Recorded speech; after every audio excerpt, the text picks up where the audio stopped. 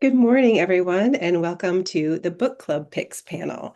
My name's Julie Kane. I'm a professor and collection strategies librarian at Washington and Lee University, and I will be your moderator. This panel brings together novels designed to inspire discussion and debate, spanning adventurous history, rich family stories, and unforgettable characters. Perfect choices for book clubs looking to spark lively conversation. We have pirates, prohibition, pianos, publishing, and parties.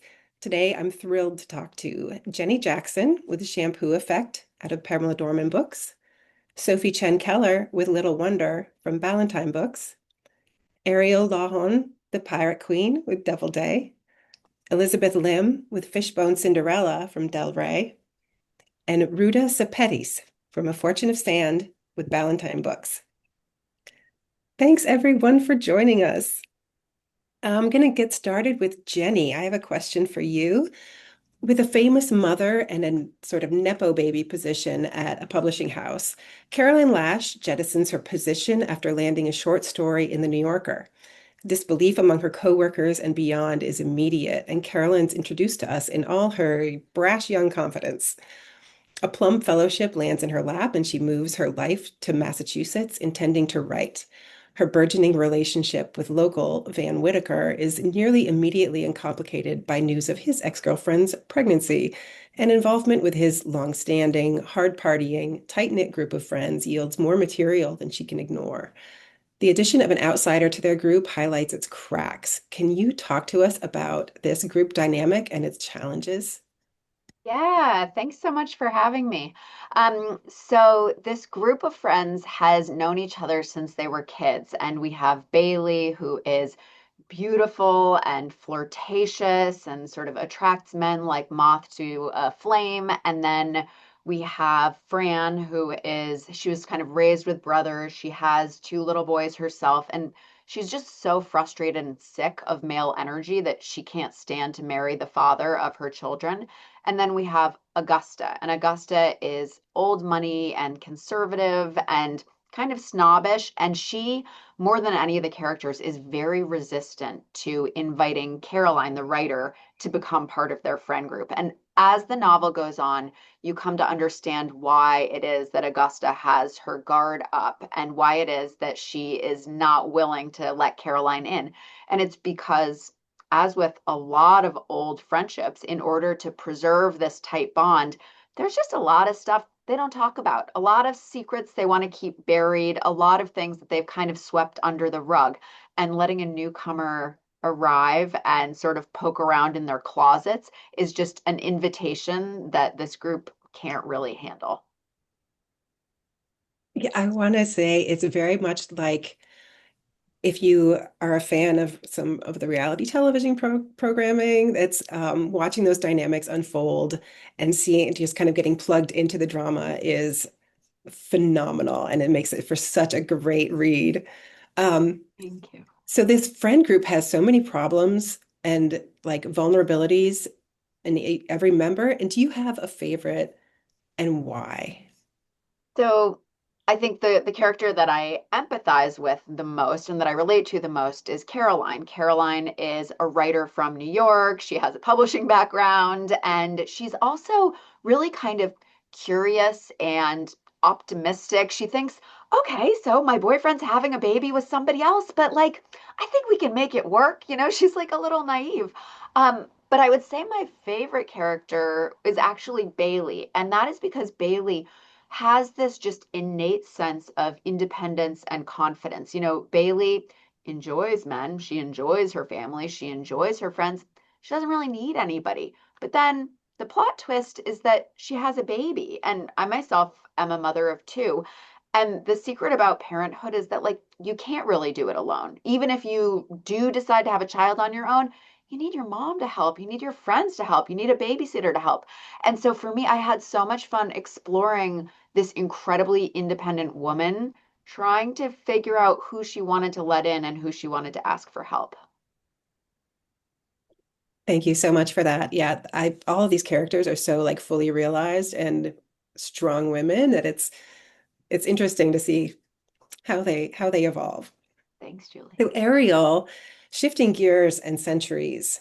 we travel to 16th century Ireland, to a land of clans and chieftains coming under the scrutiny of English Queen Elizabeth. Grace O'Malley, the only daughter of a chieftain, lives for the sea. She has the sense, tying her to the god of the sea, and can hear approaching storms as though they're thundering horses. She wants nothing more than to be a sea captain, but the demands of her noble family kind of interfere. Grace's many sacrifices lead her back to the sea as she fights to save her people and their lands. Can you please tell us about Grace and her Irish names and how she found you? Yes, so Grace O'Malley is the English name for a woman who is known as Grania Nimue. She was really an Irish chieftain in the 1500s. She was a female chieftain at a time when it was not allowed. But what's more, she was a pirate. She was a privateer, and she was so good at this work that she ended up kind of running afoul of Queen Elizabeth I and ended up having to travel to England to meet with Elizabeth in person to settle their differences. And what is fascinating, has always been fascinating to me about her particular story, is that she is listed exactly nowhere in official Irish history, not even in the records that were being written in her day. She was purposefully left out by the historians that chronicled that history, which means the only written record of her life is in the English state papers. So effectively, her entire life story was written by her enemies, which is fascinating for me as an author. And I completely tumbled into this story on accident. A friend of mine challenged me to read a book of essays by thriller authors.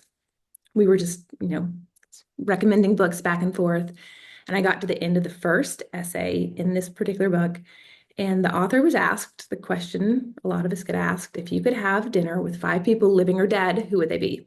And I do not remember the first three names this author recommended, but then she said, and I would invite Grace O'Malley, the pirate queen of Ireland, and Queen Elizabeth I, her arch rival. And it was 2 o'clock in the morning. I was reading on my Kindle and I sat up and I was like, a pirate queen? Who is this woman? And so I tumbled down, a rabbit hole in the middle of the night while my husband is snoring next to me.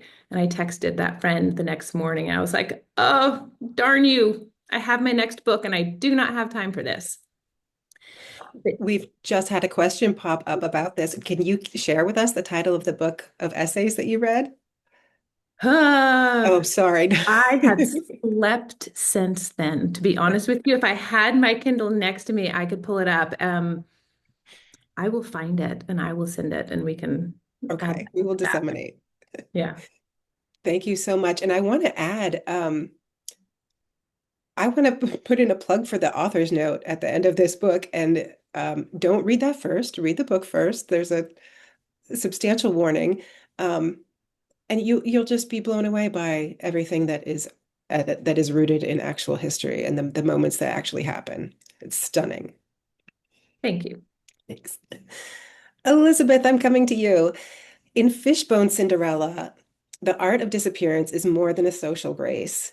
It's a stunning ability. Yut Ying learns that she can become invisible when terror grips her during an invasion of Japanese soldiers. After escaping, she's sent to live with her father and stepmother, who, true to fairy tale expectations, makes her a servant girl. Years later, her perceptive daughter, Marigold, witnesses her mother's actual disappearance, and as her mother's health is threatened, she searches for a way to save her. Can you speak to us about the fairy tale aspect of this story and how it flows with the multi-generational tale? Oh, you're muted. Okay, I had a feeling that was going to happen. Fishbone Cinderella is inspired by my grandmother's story, and it's also inspired by the Chinese version of Cinderella, which actually has the difference of, instead of a fairy godmother, there's magical fish bones that Cinderella prays to instead. And so that's part of the reason why I called it Fishbone Cinderella.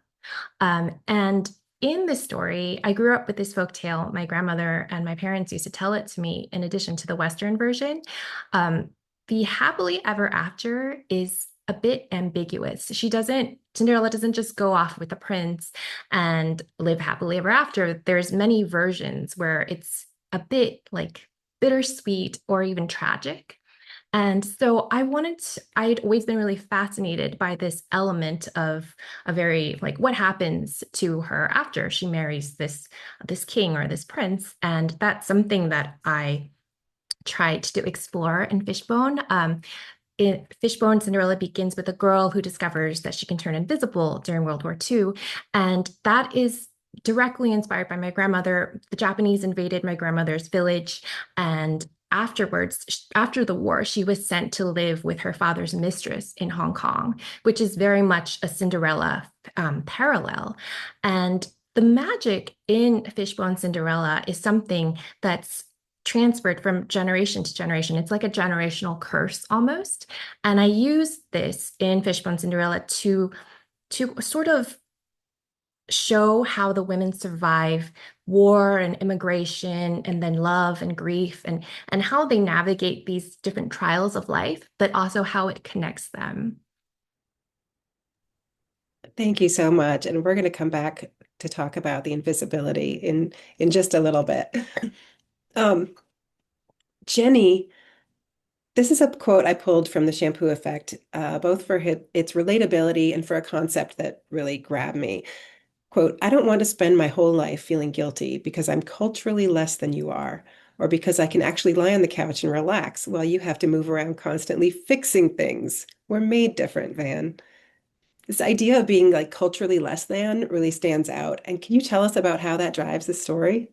I love that you pulled this quote. I was just thinking about it the other day because Caroline falls in love with Van and feels like he is the perfect person and he's a grown up and he recycles and he doesn't want to buy something new if he can fix something old and he cares for his belongings and he reads books and he goes to independent film. Whereas Bailey has a different feeling about Van and can kind of feel like all of his virtue is like a little bit oppressive, that he has very strong opinions about like artificial sweeteners and taking something apart to recycle every little bit of it and wasting electricity by leaving a light on or leaving the TV on and so to her, these things, sure, he may be the perfect person, but he's not her perfect person. And so I wanted to look at how these like very specific pieces of cultural identity um, can either make you compatible or incompatible. Because I think when it comes down to it, like you can absolutely love someone and they can be perfect on paper. But if you don't share those small cultural values, you're not each other's person. I love that so much. Thank you for speaking to that. And I want to invite actually the rest of our panelists to chime in on this concept and let us know where this kind of thing might have showed up for you in your work if you feel that it did. I'm going to call on, let's see, who wants to talk? Ruta. Thank you. I hope you guys can see how completely excited I am to be here with you amazing authors and Julie and on a book club panel, no less. So thank you for having me. Yeah, my book, A Fortune of Sand, it follows this Detroit dynasty in the 1920s, this wily and wealthy family who's behaving very badly, and they're gaining a lot of power doing it. So imagine like Downton Abbey in Detroit, but with the family of talented Mr. Ripleys. And so this idea of culturally less than, it really affects the youngest daughter in my story, Marjorie Lennox, who's very different than this wily family that she's been born into. And the Lennoxes, they're manufacturers in the auto industry, but in a lot of ways. And they've manufactured their own identity. They're constantly pretending and performing this sense of legitimacy to prove that they belong. And that pressure, it filters down to my main character of Marjorie. And so, as a young woman, she's not only navigating expectations of, let's say, identity or worth or but who gets to define that value? And I think that what interested me, again, this is the 1920s, and I'm always interested in shining light on the underrepresented aspects. And really, here, this wasn't glamour and glitz, and this identity, is less inherited than it is constructed. How much of identity and worth, cultural worth, is assigned, right? And once a society decides someone's cultural worth, they then build systems to reinforce that. And that's what was happening in the 20s. So in my book, the women, in all ways, they're sort of pushing against these invisible boundaries of feeling, less than. Thank you so much. I love the way you framed that for us and as something kind of received or assigned. That's amazing. Um, Anyone else want to chime in on this question about culturally less than? Sophie. Yes, so my book is Little Wonder, and in the beginning of the book, we have a mother song and her 11-year-old son River, and they are arriving in a train station in Beijing over the Chinese New Year. And there are so many people traveling during this period of time that it's been called the biggest human migration on the planet. So the train station is completely packed, and the two of them get separated and they search for each other, but they're not able to find each other again. And, this situation, what happens to Song with losing her son and not being able to find him in this train station, that's only possible because of who she is. She is a poor migrant worker. In her words, she's a nobody. But if someone else had been in that situation, someone who matters, their child probably would have been found. More people would have paid attention, more people would have offered their help. So that's kind of, this inequality, this culturally less than, this socioeconomically less than idea that the book hinges on. That, if two people are put into the same situation, you can get two totally different outcomes. If someone is born into a well-off educated family, then it's little wonder that they get good grades in school, go to a good college, have a good career, and live to a ripe old age before dying of natural causes. And if someone is born to a poor family, they might not have a stable home environment. They might not have access to clean food, clean water, even clean air. Then it's little wonder they struggle in school, they go on to a low-wage job, they have more health problems, and they die younger. We like to think of how we live as earned and how we die as this random, unknowable thing. But so much more than we think of how we live and how we die was written from the moment we were born, and even before that, when we were in the womb, because these influences and stressors in the environment also impact fetal brain development. So that's something very important to the book that I wanted to explore. Thank you so much, Sophie. And I want to say bonus points to Sophie for getting her book title appropriately worked in multiple times. It's Little Wonder. It's Little Wonder. Thank you. I'm going to move us along. I'm coming back to you, Sophie. So much of your beautiful novel involves searching both literally and figuratively for family and for home. And I pulled this quote, "When she put her arms around him, his entire being sighed in recognition. That was the reason so many pieces of music began in one key and wandered to other keys, strange and distant places, and returned to the original key in the end. Then you could feel it, and only then could you understand. You had to journey forth to come home." This is so elegantly and almost like viscerally put. Can you speak to your character's understanding of their searches as entwined with musical expression? Yeah, so visceral is the right word for it. I really wanted music to feel visceral in this book because it's hard to capture the power of music and words, especially classical music, since there are no lyrics. And so I focused on how it feels. Like for River, who grows up with asthma in an extremely polluted environment, music makes him feel like his lungs are chambers of light. And he has synesthesia. So, of course, he can see musical notes, he can taste them, feel their textures. And I drew on my own musical background as a classical pianist when I talk about how it physically feels for him to play the piano. You know, how does the wrist hinge to play octaves? And how do the fingers coil into these tight springs to play staccato? And you know, how might you practice playing three notes in one hand versus seven notes in the other hand in Liszt's La Leggerezza? Many of the pieces he plays are pieces I've played, and his experience of stage fright was drawn from my experiences performing on a stage.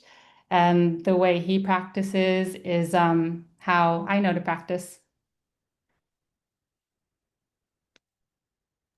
Thank you so much. Love that description.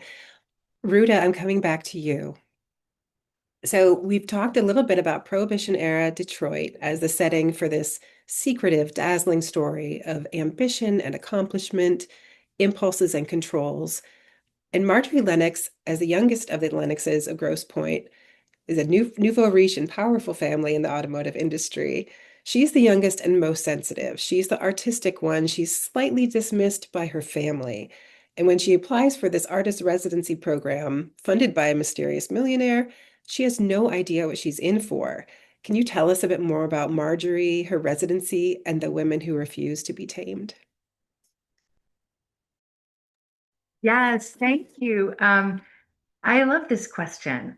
Women who refuse to be tamed. And again, something that really surprised me, 1920s, which is associated, you know, with glitter and opulence, that when you peel back the layers, there's a lot more there. And it had to do with women. And so Marjorie is dismissed as whimsical. And so often women who are uh, artistic are written off as creative, or they're a bohemian. And this is sort of what happens to Marjorie. But in a sense, when they're not taken seriously, and when someone writes her off, in this Marjorie's case, that means they don't fully see her, right? And they underestimate her. But that invisibility, it becomes a kind of advantage. And it gives her space to observe and question and navigate in ways that the other family members can't. And remember, this is this dynasty of Detroit. And so I wanted readers to witness and experience that, being defined in a way that feels limiting, but then quietly reshaping that into something powerful. So when Marjorie is granted this opportunity in this arts residency, she thinks it's like, this is finally delicious freedom. But when she gets there, what she discovers, it's not freeing, it's frightening. And so that tension historically between freedom and control really became central to the novel. And my other novels, you know, always focus on you know, stories of oppression, and this is no different in that case. But this isn't oppression of a nation or of a race. This is gender oppression that I'm trying to shine light on. Thank you so much. And I love it. It's fantastic. Um, Ariel, Grace's incredible story also hinges on many travels and adventures, but centers on where home can be. I'm pulling another quote. You like getting lost. It's not a question, but an observation, something new he's learned about his sister today. She shakes her head. I like knowing that I can always find my way home. Grace's idea of home is both personal and on behalf of her people, and she fights for freedom and for control of her lands, ship, and destiny. Can you tell us how you interpret Grace's longing for home? Oh, that is a good question. I think it is multifaceted for Grace O'Malley. Home, obviously, being the country of Ireland, this massive land mass that she is trying to protect from English incursion and English control. It is slowly being eroded during her lifetime. One of the things that Queen Elizabeth was fond of doing during the years that Grace was alive is she would replace Irish chieftains with chieftains that were loyal to her. So you have this country, but then you also have the territory that Grace lived in and was trying to protect. It was the areas that she was born into as an O'Malley, and then the various areas that she married into during her 2 different marriages over the course of her life.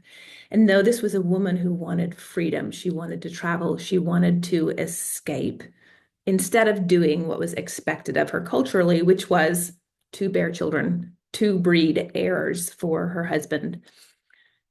She wanted to escape. She wanted to go. She wanted to travel. She wanted to see and explore and experience the world and wasn't allowed to during this time. There was a very deep suspicion of women on ships in particular. It was called the Devil's Ballast. They believed that if a woman was on a ship, that ship was going to sink. It was going to be struck by a storm. And so Grace had to defy this. She had to take control of her father's seafaring empire and prove to the men under her that that was not the case. But she always wanted to come home in the end. She wanted to come back to this place that she had spent her life trying to protect. I think of her as a woman that wanted everything, kind of like we want everything. We want this vital career. We want to travel. We want to explore. We want love. We want family. She just happened to be one of the few women of this era that was willing to fight. Literally, quite literally. Knife fights are very fun to write, by the way. She was willing to fight to have all of those things. And it was so much fun to tell her story over the long course of her life. Knife fights are equally fun to read. There's so much great knife fighting. I also want to just pick up that point about the Devil's Ballast. And not only was she a woman in charge of this ship, she's left-handed. Yes. And there's not much worse than being left-handed. So imagine that ship is multiple times cursed. Yes, they definitely thought that way. And it's actually the left-handed point is a really fascinating historical thing to explore.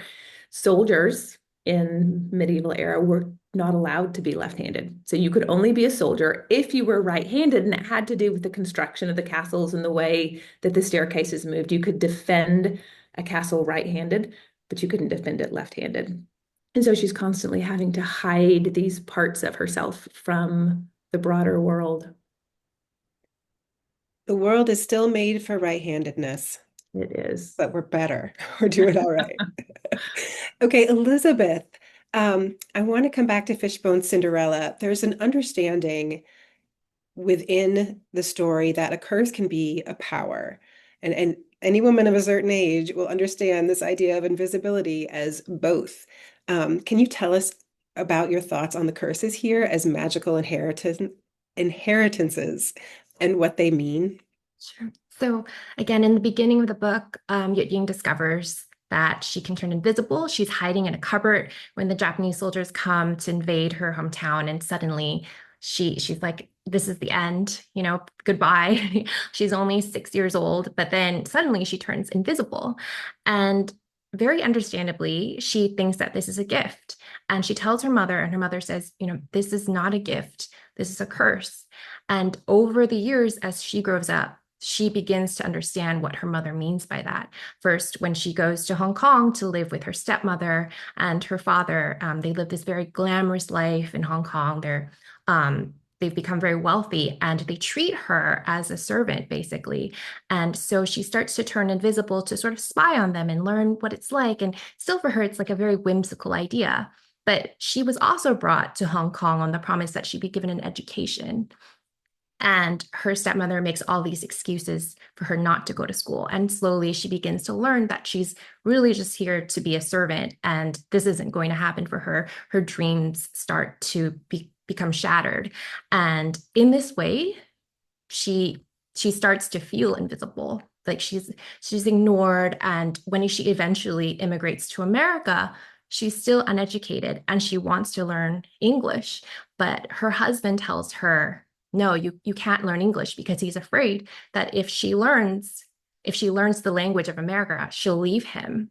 And so this I think really forges who she is as an adult to somebody who becomes part of the shadows. And her daughter then witnesses this, her daughter Marigold, and it also shapes her to see her mother invisible. And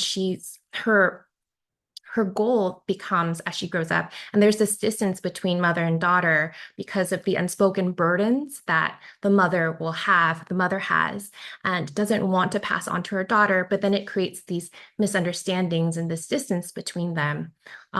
So the daughter has to find a way to save her mother from vanishing completely. I want to add that there's a lot of really interesting play around shadows and the shadows of people who may or may not be there. So just a little nugget for all of you who are going to read this for your book clubs. There's so much to discuss in all of these. Ruta, I'm coming back to you. Marge, so we've been talking a little bit about these whimsical characters, and Marjorie's identified as the family's whimsical youngest sibling, with all of that kind of unsaid baggage that may accompany that designation. Can you talk to us a little bit more about the joys and pitfalls of whimsy? Oh, sure. As I said, being labeled as whimsical, women are often dismissed, but that the joy of that is that you can maybe operate, maybe you're unseen, but that might provide some invisibility. And I found that quite often when I was examining Detroit. This is crazy. I do spend 5 to 7 years researching a novel. This one, 13 years, crazy, 13 years. And I built it from bricks using actual news reports. Every day I got up and read the newspaper of the day, of whatever date it was, but I read the Detroit News or the Detroit Free Press of the exact day. And there were a lot of stories about whimsical women. And sadly, what I was finding is that many who were described as artistic, there was this common theme that then they were unstable. And in Michigan at the time, there was an asylum, Eloise Asylum. And I found multiple stories about women being sent to Eloise against their will. And this word whimsical kept coming up in the description. She's fanciful. She has flights of fancy. She's whimsical.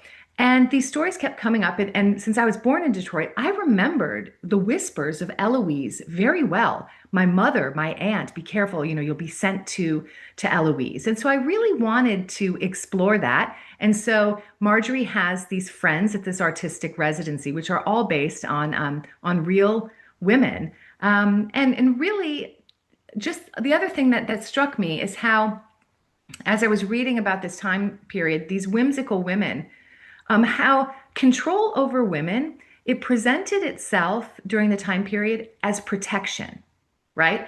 Families, institutions, society at large. There was this language of safeguarding over these whimsical women. But then once I started recognizing it in history, oh my gosh, I see that it becomes easier to spot, in the present, how we exert control as a form of protection over women. And so now I don't, that word whimsical, I even in the prose, I tried to write the book in a way that's light and deceptively fizzy. But really what's going on is quite sinister. It really, really is. Oh, I'm struck by all of our panelists' characters, all of these women, either breaking out of societal bonds or making their way very bravely. And I think you can take a piece from each of these books and really kind of solidify your understanding and just like wallow in some amazing women for a while. It's phenomenal. I'm going to ask everybody now to go around, um, basically touching on this idea of the women in these novels, that women are underestimated, mistreated, feared, and controlled in all these novels. And can you each speak to writing your way through various flavors and centuries of misogyny and misunderstanding? Jenny. Yeah, so the shampoo effect is obviously contemporary, but I wanted to dig into sort of the internalized misogyny that these characters are walking through their relationships with, and that is kind of dictating what they think they're allowed to ask for in their family structures. And so there's one part where Fran is the one who has been raised with brothers, and Fran has two little boys, and Fran she's had her kids with this guy, RJ. They've been together since college, but she won't marry him. And she kind of has financial reasons for not wanting to do that too. But at one point, she says, she has protected herself her whole life by hiding her weakness from her brothers, hiding her weaknesses from everyone around her. And she doesn't want to become a wife because what's weaker than a wife?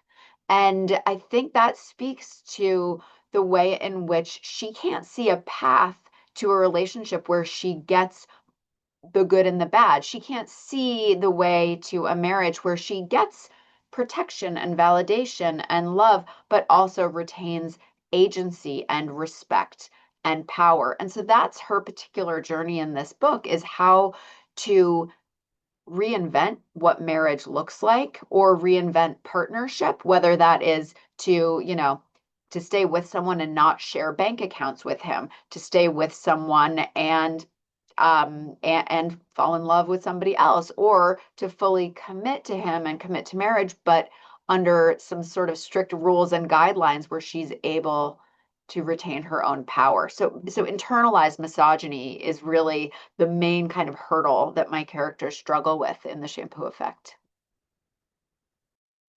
Thank you so much for pointing that out. Um, Ariel. One of my favorite quotes is by a historian. Her name is Laurel Thatcher Ulrich, and she says, "Well-behaved women seldom make history." And it's something that I think about every time I choose a character for a book. I've written about real people or real events so far my entire career. And I'm always looking for that woman who has made history because she is not well behaved. And in this case, Grace O'Malley is the epitome of that. If you read the English state papers about her life, she's called a most notable traitoress and the cause of all rebellions these last 40 years, and a woman who thinks herself no small lady, which is horrible in print, but actually makes for a really fantastic character. And I love writing about women who break out of those expectations, who want more, who are really willing to take the bull by the horns and wrestle that issue to the ground. So I'm looking for the woman who is not well behaved. Thank you. And she is not. Elizabeth, how does this show up for you? So at its core, Fishbone Cinderella is really a book about mothers and daughters and their relationship over multiple generations. Going to the third generation in this book, Marigold, who grows up in the 60s in San Francisco, she wants to be a doctor. And at some point, she tells her sisters the only reason that there's only that 5%, only 5% of women are doctors at this time is because they're expected to get married and have kids. They're not even really encouraged to go to college. And she really wants to pursue this dream of hers, even though everyone tells her that it's not going to happen. After all, she's Chinese, she's a woman. It's not feasible. Like, it's just a dream. And to top it off, her mother, who's called Helen at this point, tells her, girls don't become doctors. This, just give it up. Don't even try. And Marigold doesn't know this, But part of the reason that Helen is telling her this is because Helen too once had dreams. And as I mentioned before, they were shattered. And so in her perspective, she's really just trying to protect her daughter from disappointment, but her daughter doesn't know this. And so it creates this, again, this divide, which is something that the two characters have to try to overcome during the course of the book. And again, that's as others have mentioned, that's this internalized misogyny that really affects, I think, all women, especially during this time period. Thank you so much, Elizabeth.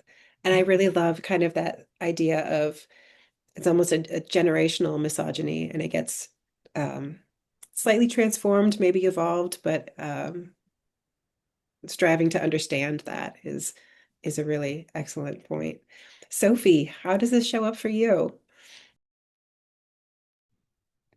Yeah, so Song, the single mother in Little Wonder, she's used to being underestimated. She's invisible, ignored, even by her own family.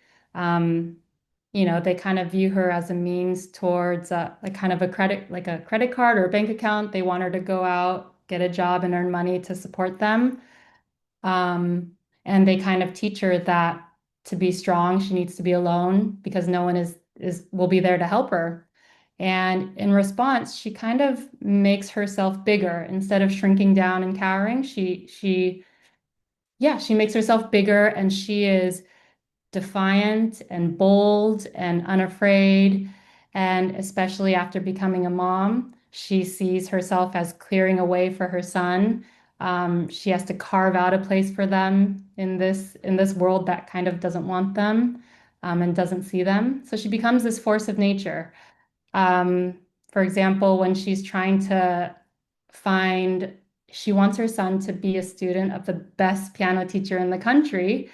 And so she comes up with this scheme that after she finds out the hotel that this piano teacher is staying in, and after a big piano competition, she ensures that her son is sitting at the lobby piano playing one of this piano teacher's favorite songs. And that is her sort of scheme to ensure her son will be accepted as a student.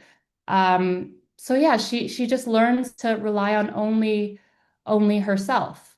And that does get her very far. But later on in the book, her faith sort of falters, and that's when she sort of opens up to her neighbors who live in the same courtyard house in Beijing as she does, and they kind of become her chosen family. And she learns that friendship and these bonds are something else she can rely on, and for the first time in her life, she does open up to other people and accept their help. And that's kind of the big journey she goes on in the book. Thank you for that, Sophie. Song is such an amazing character, and her sort of dedication to the hustle to get her the best for her child is just amazing. And to kind of watch her go through her life and how she handles adversity is phenomenal. And it's just such a lovely arc of a story. Ruta, do you want to come back and talk a little bit about more misogyny? I love writing female characters who seize power in a society determined to deny it. And that's absolutely in the 20s. The women behind the automotive industry, the women behind the auto barons, wow, we don't know much about them. The Dodges, Eleanor Ford, the wife of Edsel Ford, Delphine Dodge, Ariel. Look her up. Talk about a woman behaving badly. She was fabulous. And what interests me about this is this world and worlds, that I write about that were once so vital that have completely vanished, right? People, places, powers that once ruled and shaped the world and the women involved with them now lie buried or forgotten. And that's definitely the case in Detroit. And I found something that was even darker is this quiet erasure of women and their contributions. And so I was really excited to write about that, but also to write about, these times in history that are so fascinating. And in this case, like I said, the dominant narrative of the 20s is one of opulence and freedom, when really it wasn't that. And I find that these stories, they hold wonder, but they also hold warning in a way, right? Because every generation feels that the world is permanent until things disappear. And in this case, it's 1927. So we know we're on the brink of what's to come, of the collapse. And women played such a vital role, yet all of that has been erased and lies buried or forgotten. So I hope book clubs look it up and research these women behind the men, and in all of our stories, these incredible women. Thank you. Yeah, I have to just um, give you all some amazing acknowledgement for the women you've written, the fully developed adventures and adversity and struggles. Um, I want all these women to kind of just come together and hang out as we are hanging out together here. Um, Quick before we go, I'd love to ask each of you what's on your nightstand right now?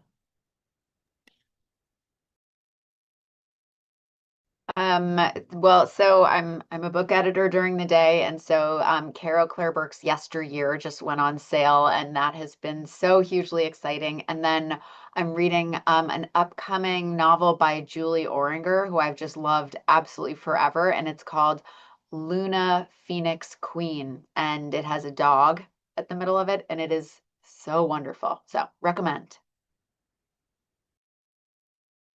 On my nightstand, Whistler by Anne Patchett.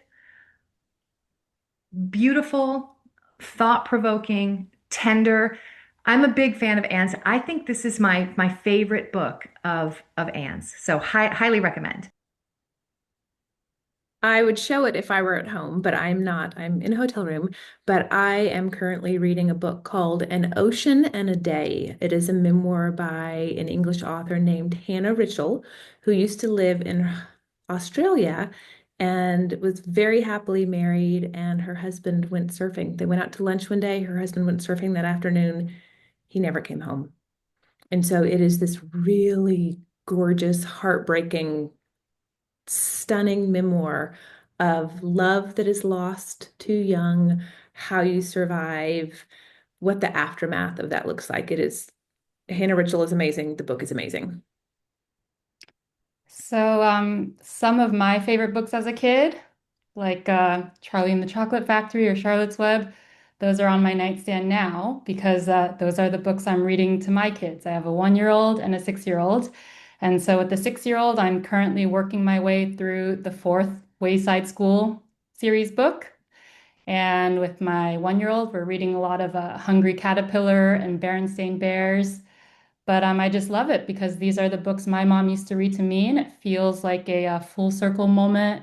And you really just realize that, these new songs we sing are songs that have been sung before, by our parents. Similarly, I have three girls, and my oldest is 7.5, and we're starting Anne of Green Gables, which is one of my favorite books growing up.